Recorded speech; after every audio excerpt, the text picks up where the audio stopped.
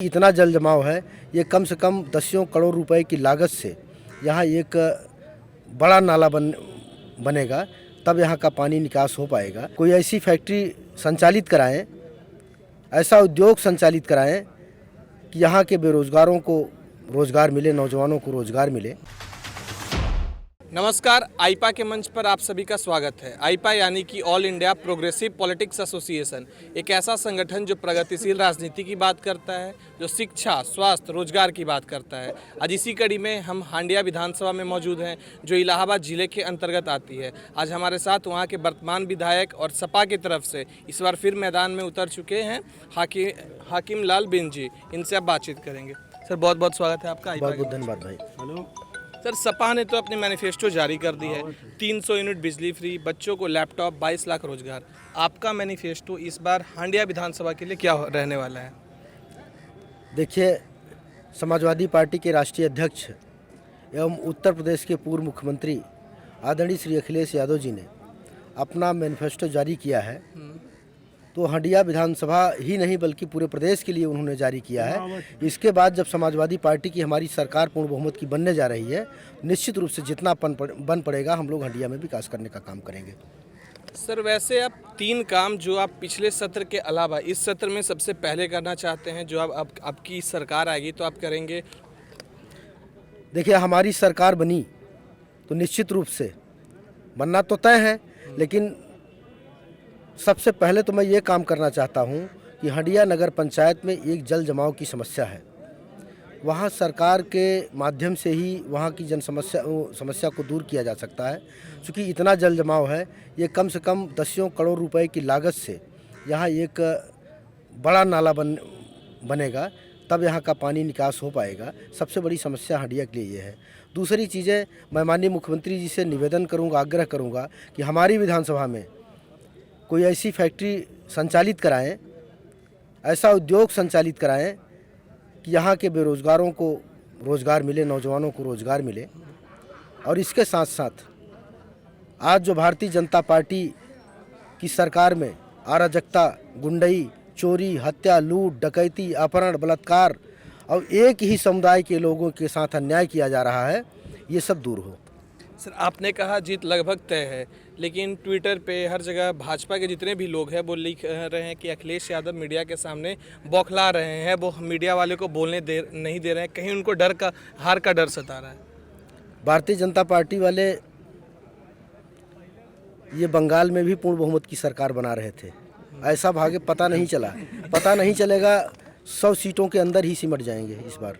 अच्छा, वो कह रहे हैं कि इनकी सरकार आएगी। आज अमित शाह जी मुजफ्फरनगर में गए हुए थे, बोल रहे थे कि इनकी सरकार जैसे ही आएगी फिर से वही दंगे फसाद चालू हो जाएंगे। आखिर हर बार सपा के खिलाफ ऐसा क्यों एक माहौल बनाया जाता है? ऐसा है ना भैया कि समाजवादी पार्टी काम करती है। समाजवादी पार्टी दलितों, शोषितों, पिछड़ों और अल्पसंख्यक समुदाय के लोगों के हितों की बात करती है, इसलिए उनके पेट में दर्द होता है। बता दें साथियों, आप मीडिया के साथी हैं, ये बता दें भारतीय जनता पार्टी वाले, हम लखनऊ की धरती पर पूछना चाहते हैं, इन्होंने क्या ऐसी कौन सी संस्था स्थापित करने का काम किया है? हमारे राष्ट्रीय अध्यक्ष जी ने लखनऊ आगरा एक्सप्रेसवे बनवाने का काम किया है, पुलिस मुख्यालय बनवाने का काम किया, मेट्रो ट्रेन चलवाने का काम किया, इसी तरह इकाना स्टेडियम बनवाने का काम किया। इतनी योजनाएं उन्होंने संचालित कराने का काम किया उत्तर प्रदेश में कि उसका कोई जवाब नहीं है, इनके पास कुछ है नहीं। मैं आपके माध्यम से कहना चाहता हूं कि भारतीय जनता पार्टी के लोग एक भी काम लखनऊ में केवल बता दें, जो उत्तर प्रदेश की राजधानी है, ये बता नहीं सकते कोई काम इन्होंने स्थापित करने का काम नहीं किया है। आज जनता जो है ये देख रही है और वोट का इंतजार कर रही है। जिस दिन वोट पड़ेगी इनका दिमाग ठीक हो जाएगा। कल एक भाजपा के नेता ने ट्विटर पे ट्वीट किया है कि कुछ दिन पहले सपा वाले 400 प्लस कह रहे थे, अब 300 पे आ गए हैं। उनको कहीं ना कहीं वास्तविकता अब दिखने लगी है। कितनी सच्चाई है सर इस बात में? देखिए, हमारे राष्ट्रीय अध्यक्ष जी ये कहते हैं कि हम 400 सीटें जीतेंगे, ये सही बात है, इसलिए कि इतना अच्छा माहौल इस समय समाजवादी पार्टी का बना है कि निश्चित रूप से लग रहा है कि हम 400 सीटें जीतेंगे। अच्छा सर, मुख्य मुद्दे क्या होंगे? अखिलेश यादव ने तो बड़े बड़े मंचों से कहा है रोजगार सबसे पहले रहेंगे।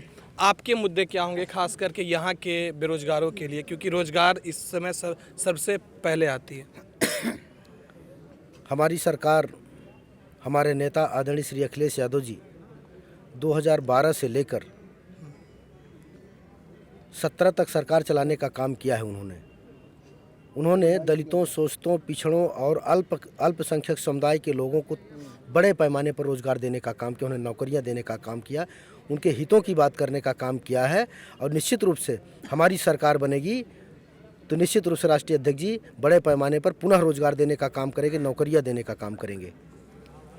एक बयान अभी काफ़ी सर सुर्खियों में आ रहा है कि अमित शाह जी ने कहा था कि रात में 11 बजे अब यूपी में लड़कियां घूम सकती हैं आराम से। कितनी इसमें सच्चाई है सर? क्या वो अभी वास्तविकता में प्रयागराज में, हांडिया में संभव है? मैं हंडिया की बात अब क्या बताऊं, इलाहाबाद में देख लीजिए, मऊ आइमा में एक रात में 4 हत्याएं हुई हैं। एक ही परिवार के सभी लोगों को मार दिया गया। कब की घटना है सर ये? अभी करीब 2 महीना पहले की घटना है फाफा मऊ में।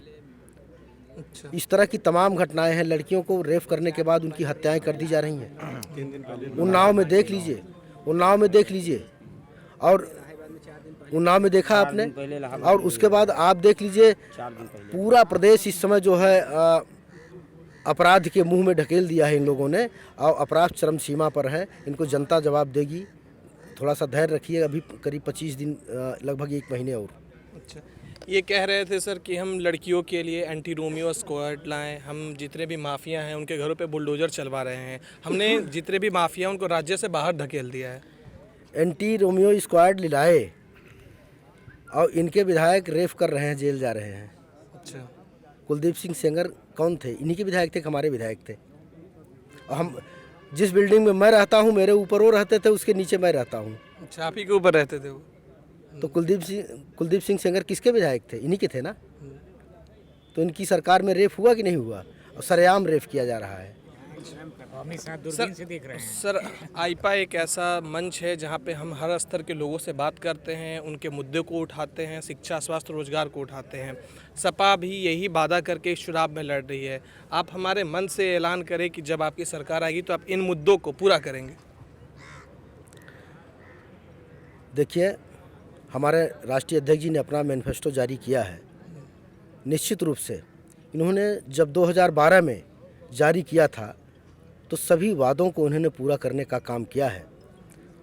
और आज कल भी मैनिफेस्टो जारी हुआ है। तो निश्चित रूप से अब 22 से 27 तक सरकार चलने जा रही है। उत्तर प्रदेश में एक बड़ा परिवर्तन दिखेगा और उत्तर प्रदेश प्रगति के रास्ते पर जा रहा है।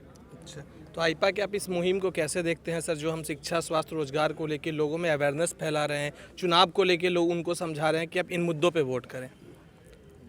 देखिए, समाजवादी पार्टी की सरकार 1991 में थी। समाजवादी नहीं थी, लेकिन माननीय नेताजी उस समय मुख्यमंत्री थे। 1991 में सेंटर सेल्फ हो गया था। यही भारतीय जनता पार्टी के लोग हंगामा कर रहे थे कि शिक्षा नीति को बर्बाद कर दिया माननीय नेताजी ने। लेकिन मैं आपको बताना चाहता हूं, आज शिक्षा की नीति क्या हुई? बिना परीक्षा के लड़कों को पास कर रहे हैं। शिक्षा को बर्बाद अगर किसी ने करने का काम किया, गरीबों, दलितों, शोषितों, पिछड़ों और अल्पसंख्यक समुदाय के लोगों ने अगर किसी को बर्बाद करने का काम किया है, तो वो किसी ने बर्बाद करने का काम किया तो भारतीय जनता पार्टी के लोगों ने बर्बाद करने का काम किया है।